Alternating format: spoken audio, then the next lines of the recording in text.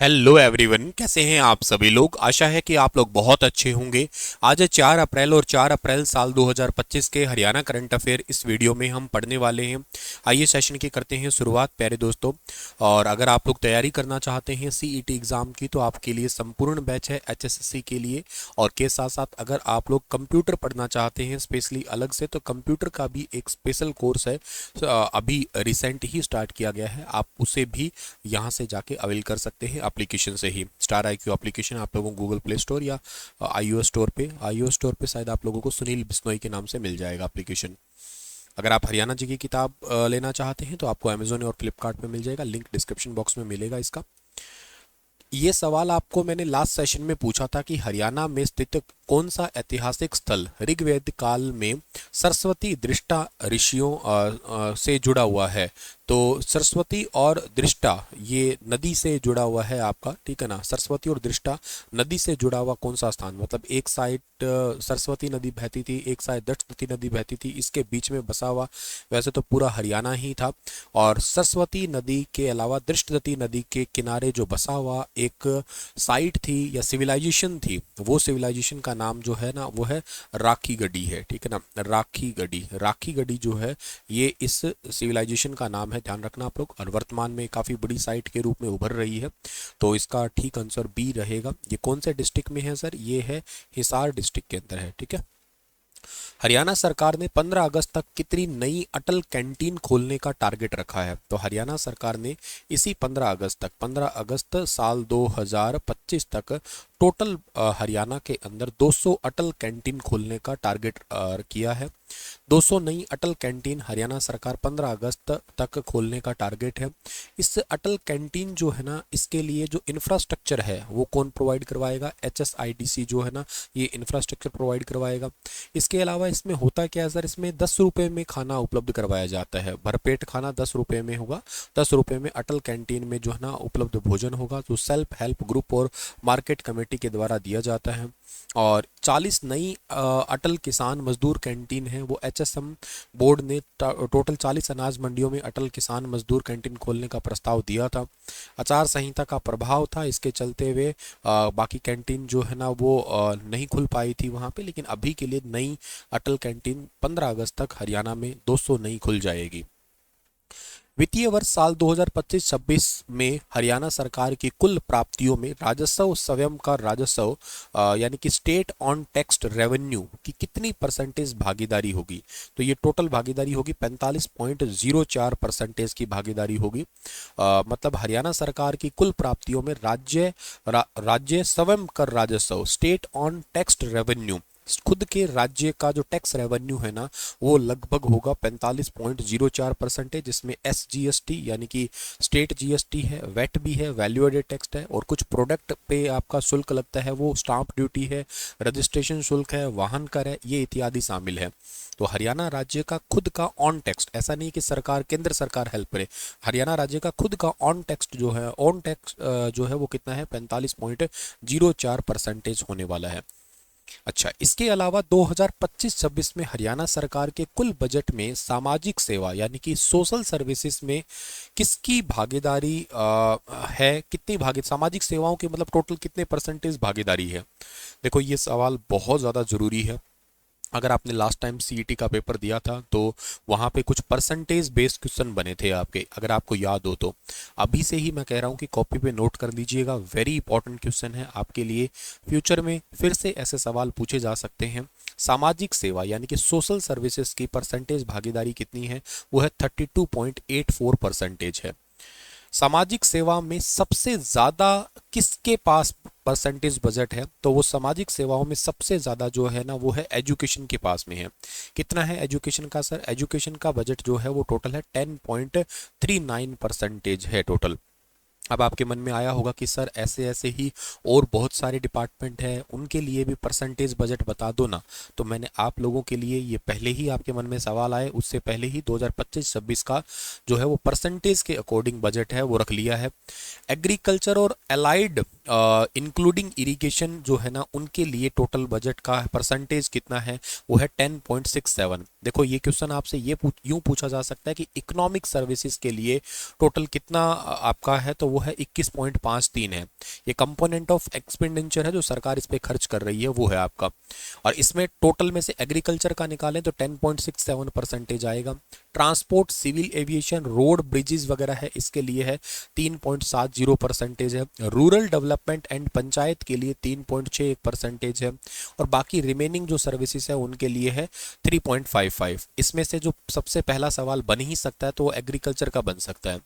Social services का मैंने आपके आगे क्वेश्चन ही बना दिया था जो था 32.84% है। या फिर इसमें से एजुकेशन का सवाल बन सकता है, वो है 10.39%। बाकी सोशल वेलफेयर एंड न्यूट्रिशन का बजट अगर पूछे तो 9.67% है। और हेल्थ एंड फैमिली वेलफेयर का 4.72।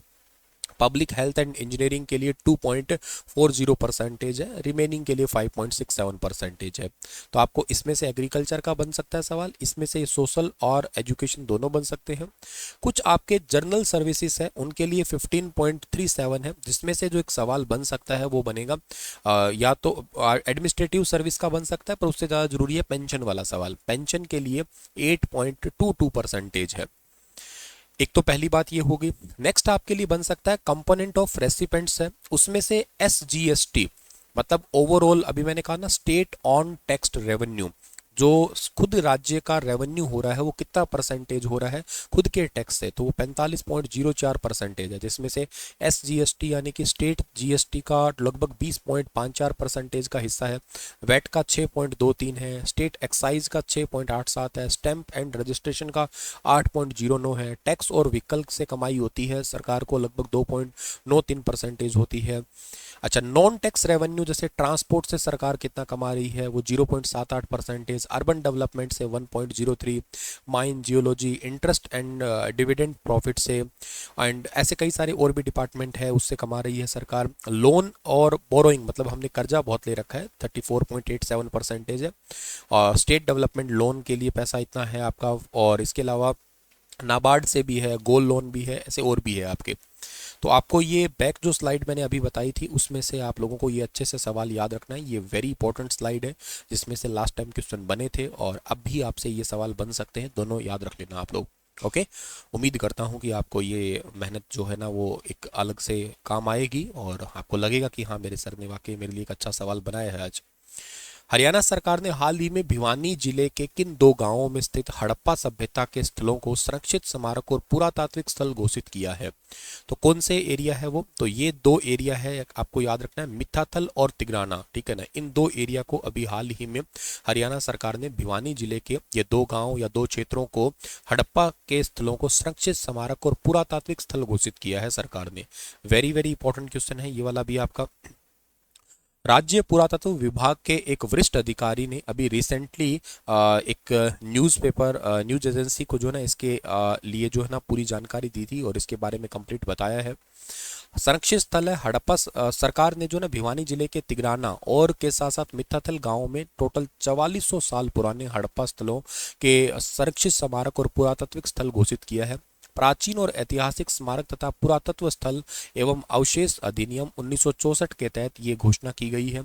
मिथाथल में 10 एकड़ से ज्यादा क्षेत्र को संरक्षित किया जाएगा। राज्य पुरातत्व विभाग जो है ना इसमें बाड़ लगाएगा और गार्ड भी तैनात करेगा। यहाँ पे कृषि भूमि समझकर उपयोग कर रहे थे पहले ग्रामीण इसको, लेकिन अब जो है ना इसको संरक्षित स्थल के रूप में, मतलब यूं समझो कि आपका जो खेत है, ऐसे कई सारे खेत हैं आपके यहाँ पे आजू बाजू जहाँ पे बहुत सारे कंकाल वगैरह मिले हैं। कईयों पे ऐसे है कि खुदाई नहीं हुई है लेकिन वो इसी से रिलेटेड है, तो इतने दिन तो लोग उसको उस पर खेती कर रहे थे, अब उस पर खेती नहीं करेंगे, वो उस पर गार्ड वगैरह तैनात करके सरकार ताराबंदी वगैरह करवा देगी। यही होगा संरक्षित क्षेत्र आपका। मिथाथल की जो ऐतिहासिकता की बात करें तो 1968 में खुदाई में भारत गंगा विभाजन के ताम्र कांस्य युग की संस्कृति के प्रमाण मिले। 1913 में समुद्रगुप्त के सिक्कों का भंडार चर्चा में आया। 1965 से 68 में मोती, तांबे के औजार, इसके अलावा टेराकोटा होता है, मिट्टी के बर्तन होते हैं, शंख की वस्तुएं, ये सब चीज मिली थी।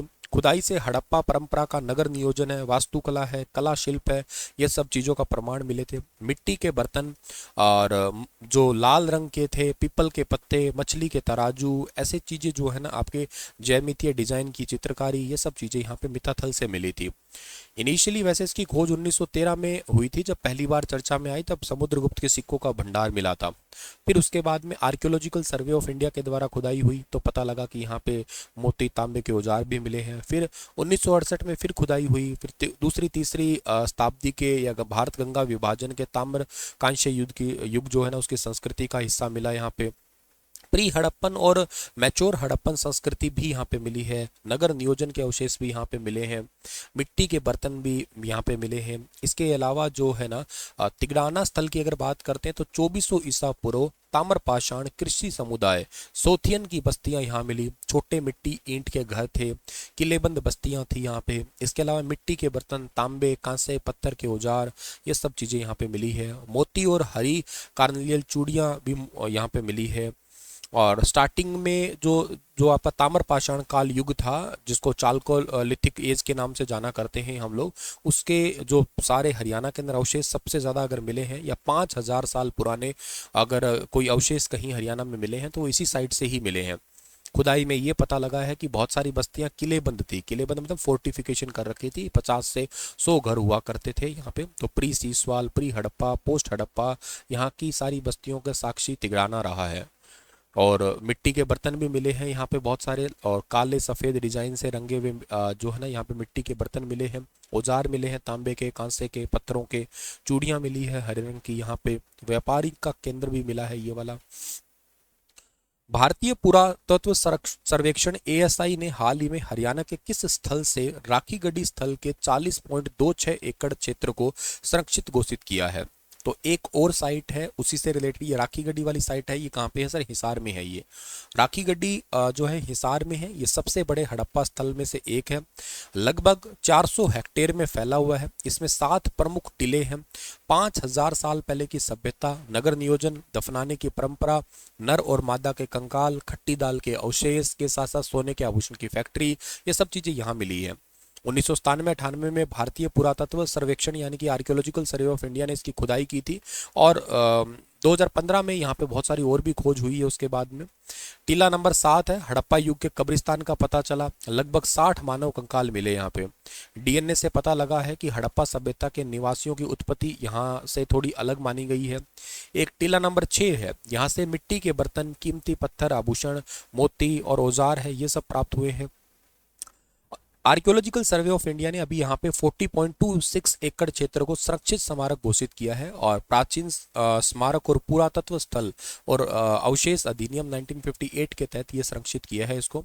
साथ में 6 टीले अब संरक्षित है। और जल्दी सरकार जो है ना ग्रामीणों को जमीन है ये अधिग्रहण कर लेगी। अभी यहाँ पे लोग खेती कर रहे हैं लेकिन उनकी जमीन अधिग्रहण करके यहाँ पे भी ताराबंदी वगैरह सब कुछ किया जाएगा। अन्न के भंडार भी यहाँ पे मिले हैं। शिकार के औजार मिले हैं। सीप मिले हैं यहाँ पे। बहुत सारी पत्थर, मोती के जैसे आकृतियां यहाँ पे चीजें मिली हैं। तो इसके अलावा जो है ना यहाँ पे आपको और क्या याद रखना है सर? और आपको ये याद रखना है, ये तो सब बता दिया है मैंने, कि आर्कियोलॉजिकल सर्वे ऑफ इंडिया ये क्या है। देखो इसकी स्थापना 1861 में हुई थी एल्केजेंडर कनिंगम के द्वारा। हेडक्वार्टर इसका न्यू दिल्ली में है। वर्तमान इसके महानिदेशक जो है ना वो मतलब खैर चेंज करते रहते हैं, इसको आप जोड़िएगा। इसके अलावा 1861 में लॉर्ड कैनिंग ने एल्केजेंडर कनिंगम को भारत के पहले पुरातत्वविद के रूप में नियुक्त किया था और आर्कियोलॉजिकल सर्वे ऑफ इंडिया की स्थापना की थी। 19वीं-20वीं शताब्दी में जो मोहनजोदाड़ो, हड़प्पा, नालंदा, सांची स्तूप, अजंता एलोरा की केव्स है, इन सब की खोज इसी डिपार्टमेंट ने ही की है। आज़ादी के बाद भी बहुत सारे अवशेषों की खोज की है इसने, जैसे कि ऐतिहासिक स्थलों में से आप कोणार्क सूर्य मंदिर कह सकते हो, सांची स्तूपा कह सकते हो, ताजमहल कह सकते हो। ये संरक्षण में आते हैं इनके। हम्पी हो गया, महाबलीपुरम हो गया, ये सब जो है ना इनके संरक्षण के केंद्र हैं। और खुदाई वगैरह के बारे में बात करते हैं, जैसे धोलावीरा की एक वेरी इंपॉर्टेंट है, कालीबंगा, राखी गढ़ी, मोहनजोदाड़ो, हड़प्पा, इन सब की जो है ना खुदाई, ये सब कुछ प्रमुख है, इन्हीं से ही रिलेटेड। इसके अलावा जो है ना प्राचीन अवशेषों की कला की सुरक्षा करने का काम भी इसने किया है। इसके अलावा जो है ना बहुत सारी मैगजीन वगैरह है, रिसर्च पेपर है, वो भी पब्लिश किए हैं एएसआई के द्वारा। यूनेस्को वर्ल्ड हेरिटेज साइट उनकी देखरेख करते हैं, जैसे अजंता एलोरा है, ताजमहल है, कुतुब मीनार है, लाल किला हो गया, महाबलीपुरम है, इन सभी की देखरेख में भी हेल्प करता है ये। अवैध उत्खनन कहीं पे होता है, ऐतिहासिक धरोहर की तस्करी होती है, उस पर रोक लगाने का ये डिपार्टमेंट काम करता है। और प्राचीन स्मारक और पुरातत्व स्थल एवं अवशेष अधिनियम 1958 था। ये स्मारकों की रक्षा और संरक्षण के लिए इसी के तहत अभी अराकी गढ़ी को जो है ना इसके अंडर लाया गया है आपका। खजाना अधिनियम है, इसके तहत किसी भी ऐतिहासिक वस्तु 100 साल से पुरानी है जो बिना अनुमति देश के बाहर नहीं ले जाया जा सकता है, कोई खजाना वगैरह कुछ मिल जाए तो ऐसे। भारतीय पुरातत्व सर्वेक्षण अधिनियम 1992 है, ऐतिहासिक स्थल के 500 मीटर के दायरे में निर्माण कार्य करना प्रतिबंधित है इस नियम के अनुसार। तो इनकी मेजर साइट खोज की हुई यही है आपकी जो मैंने अभी बताई है, ठीक है। चलिए इसी के साथ ये सेशन समाप्त होता है। आपके लिए सवाल छोड़ रहा हूँ कि मिशन हरियाणा 2047 का मुख्य लक्ष्य क्या है, बताइए इसके बारे में विस्तार से। कल फिर हाजिर होता हूँ लेटेस्ट अपडेट के साथ में, तब तक अपना ख्याल रखना। राधे राधे।